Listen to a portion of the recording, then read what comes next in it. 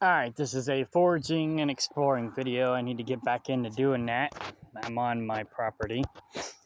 And plant identification number 1 would be wintercress. This is like my 147th favorite wild edible.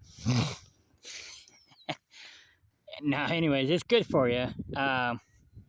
David, my friend David, doesn't like it. It's too, I don't know, the flavor's off for him, but it's bitter, but it's really not that bad. And it's like a wild spinach, and it's really good. It's probably in my top 100 favorites. But anyways, we have dock right here. I'm not sure if this is a curly dock or another dock, but it looks like curly dock. And it's good for a lot of things. I just can't remember what it's good for, but it's not going to hurt you. That's for dang sure. Here's some more wintercress. This has got some big leaves. The smaller the leaves, the better they taste usually. There's some more dandelions.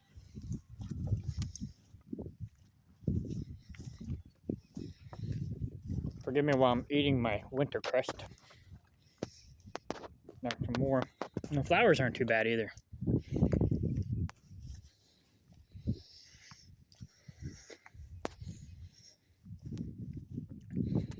I call myself a florivore because I like to eat flowers. Here's some wild onions.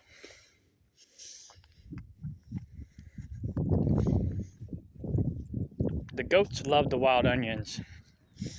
Unfortunately, if they eat too many of them, it gives them diarrhea.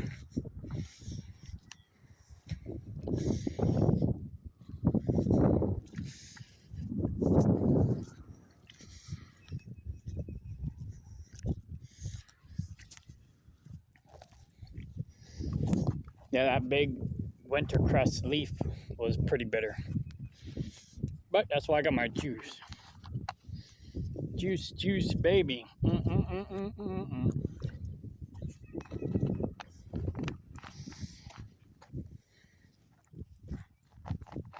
I just chase it with juice. There's some more wild onions. There's a lot of wild onions right now.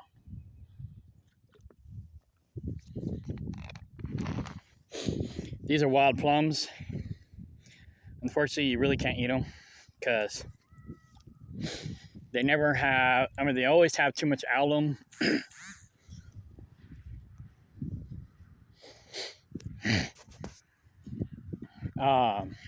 But the chickens and the goats love them, so they're good for that. These are persimmons. They're not producing yet.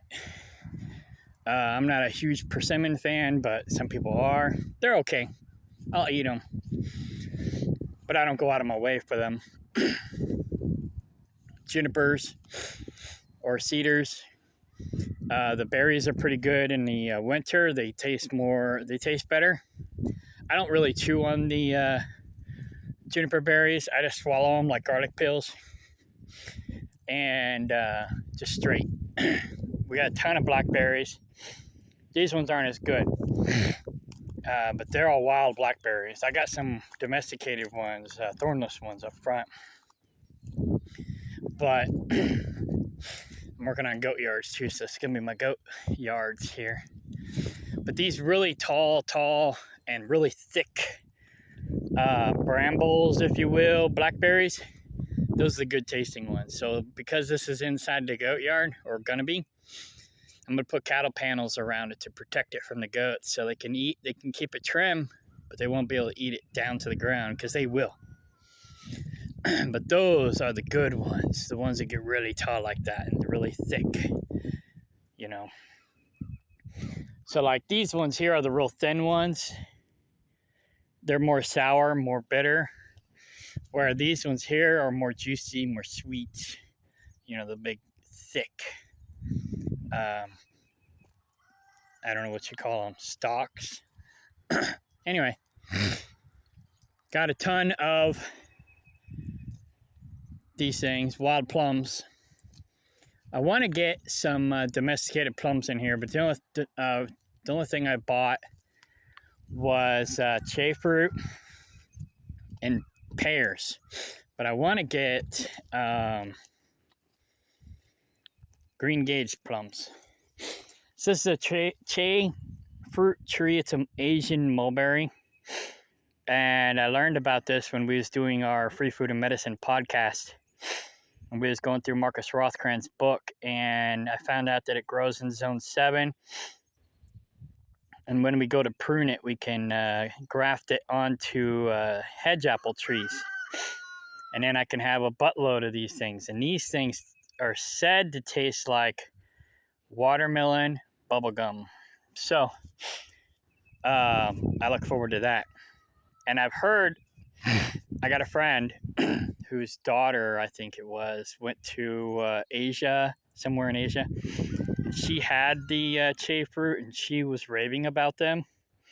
So my friend is also looking forward to trying them because he's only heard about them. These here are wild gooseberries. They're probably also called currants. These may not actually be gooseberries. They may be currants, but they're pretty much the same.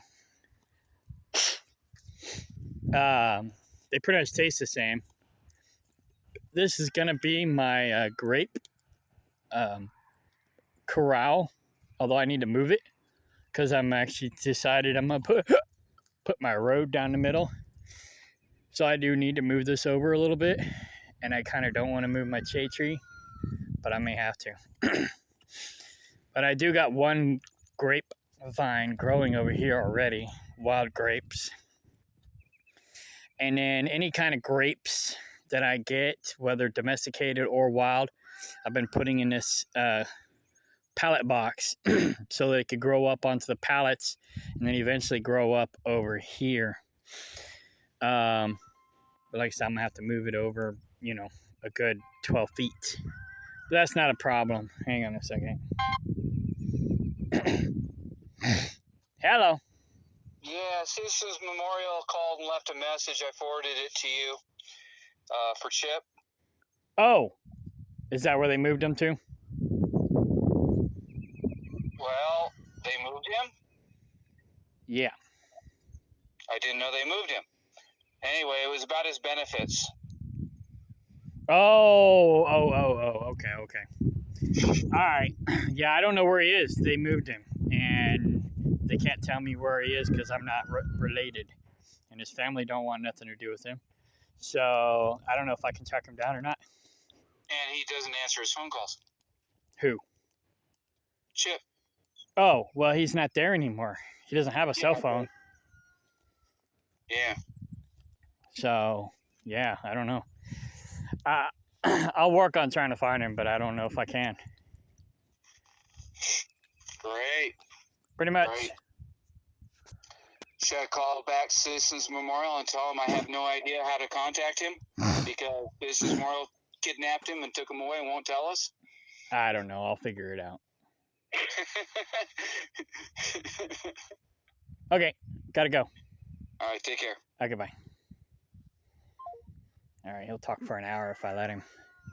Anyway, so here's some more blackberries. These are good ones too.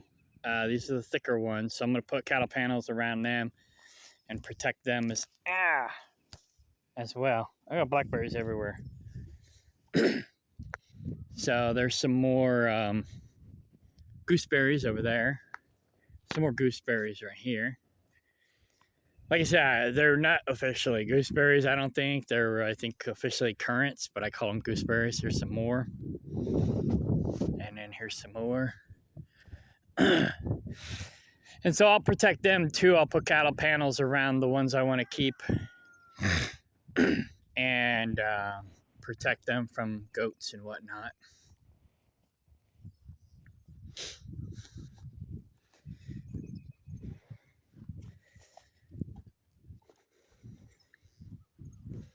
There's my pear trees. They're not producing fruit yet. And then here's some hemlock. I always joke around. I say, my dying wish is to try hemlock because I hear it tastes really good, but it's also really poisonous and it'll kill you. So, yeah. My dying wish is to try this because I hear it tastes really good and it'll kill me, so it'll be my last meal. But anyways, these are dead nettles. And this is swirl. Oh yeah, I need to check on the cats. I mean the baby kittens. David said this is mohawk. We got chickweed in here. Clover, wild clover. Chickweed's good and it's good for you.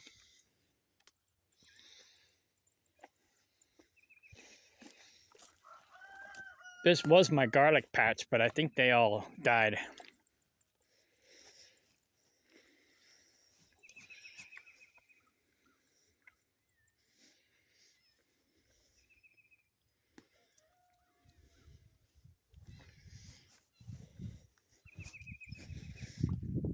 They were wild garlics. But anyway, yeah, I find wild edibles and I bring them back here and I try to cultivate them so they, proliferate. What? And sometimes they take, sometimes they don't.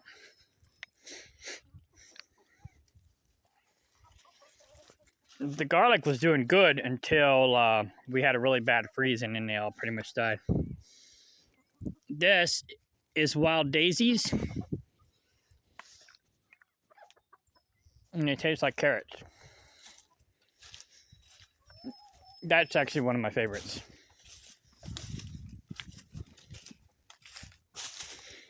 This is my chickweed patch. We tried growing tomatoes in here originally, but they didn't take. Not sure exactly why they didn't do very well, but they didn't do very well. And then I tried to grow strawberries in here. And they did okay, but then they died out and they haven't come back. The chickweed seems to love it. So I put these around here. I plan on making some more. And these will be my chickweed patches. And chickweed is really good, and it's really good for you, especially if you want to lose weight. Just like one of the best weight loss herbs. What the heck? Oh, he's trying to breed her.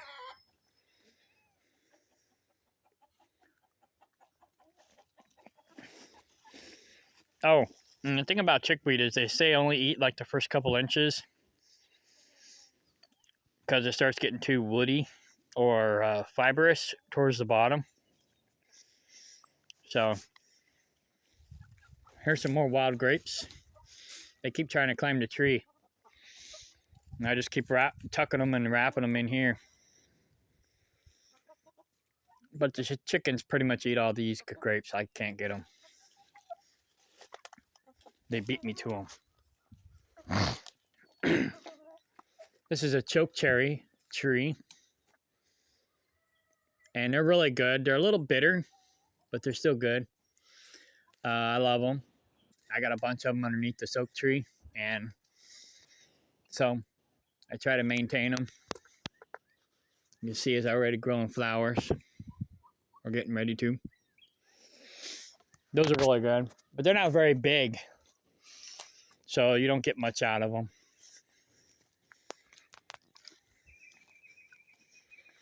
My farm's kind of a disaster because I'm not here all the time. And I had a sustainable community here at one time, but nobody really wanted to work and they just trashed the place. So, half of my time I'm here, I'm kind of flip-flopping between being productive and cleaning up the mess and trying to get it clean and organized. And yeah, there's a lot of work to be done here. So I do a little bit at a time, but I'm mostly focusing on being proactive and productive. So the making it pretty part is second most important. And so I just a little bit at a time. This is where I'm going to grow my watermelons. I'm going to try again, and I'm also going to do cantaloupes. Last year I tried doing it on the ground, but it didn't work out. The weeds took over. So I'm going to get some sand, compost, and dirt and put them in these lick tubs and grow them in the lick tubs and go from there. This here is yarrow. This is really good for the blood and other things. I can't remember. It kind of has like a mint flavor to it, but it's not really mint. I would say it's more like a rosemary flavor, but not really. But it's pretty strong. I like making a tea out of it. Some people can eat it straight. I can't eat it straight. It's just too strong. This is all Johnson grass. It's supposed to stop raining in a couple hours, but it's raining right now. We're at 15 minutes. This here is plantain. This is really good for you too. This is my favorite plantain. David likes the broadleaf plantain. Oh, here's the broadleaf, I think. And it's also good for the blood. It's good for bug bites, bee stings, things like that. The cats, they always want my attention. They love me. Dead nettles. I think I pointed these out a minute ago, but I can't remember if I identified them. These are dead nettles. They only bloom for about a month. And then they're gone. Looking for some more. I'll try to keep this about 30 minutes. Then I'm going to go do my farm duties. This here is comfrey. And comfrey is good for a lot of things too. Bone health, amongst other things. Rumor has it that it's bad for the liver, but one of my ex-girlfriends used to eat it all the time. And she never had any liver problems. In fact, she was also an alcoholic, so it probably protected her liver. I don't know. But it's hard telling. You know, the New World Order wants us to think things that are good for us are bad for us, and the things that are bad for us are good for us. And so, you know, you just kind of got to be your own doctor and do your own homework. And, you know, sometimes you have to do your own trial and error research because everybody's body's different. You know, it's like the goats are out and David's not watching them. Of course. That's typical. Now, they could have escaped on their own, but normally we don't have this many goats out on their own without supervision.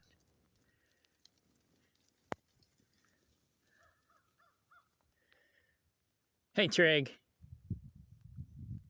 This is Trig, our three-legged goat. She's now my mascot. That's Grandma. She's 10 years old. She's the oldest goat we got. Anyhow.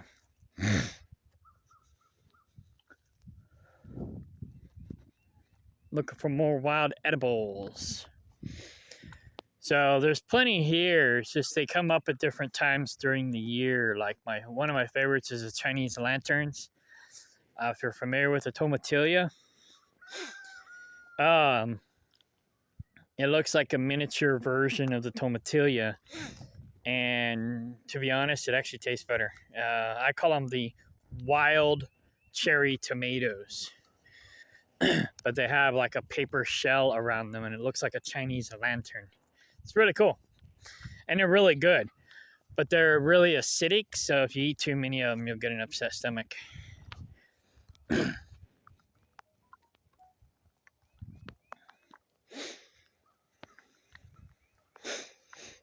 Some more wintercrest.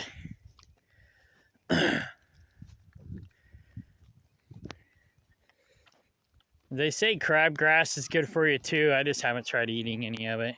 Some more dandelions. I love the dandelions. When we first moved onto this property, we didn't hardly have any dandelions. Now we have a bunch. Um, Thistle's really good for the liver and other things. Here's some more yarrow. Not yarrow. This is mullein. That's really good for the lungs and the bones. Chickweed is also good for the skin, and I think yarrow is really good for the skin too. Here's some more dock. Looks like curly dock. Curly dock's real bitter, so it doesn't taste as good.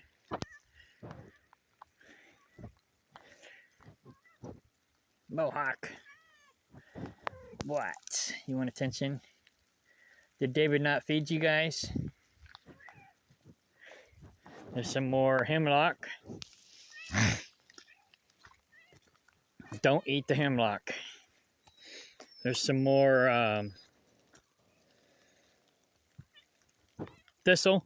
And this here, I think they call it beefsteak, and there's another few names for it. It usually has a greenish purple leaf when it comes up, and it's good for you. And they say it tastes really good.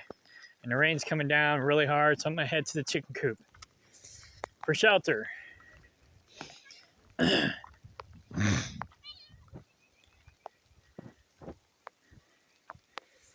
Check on the chickens real quick.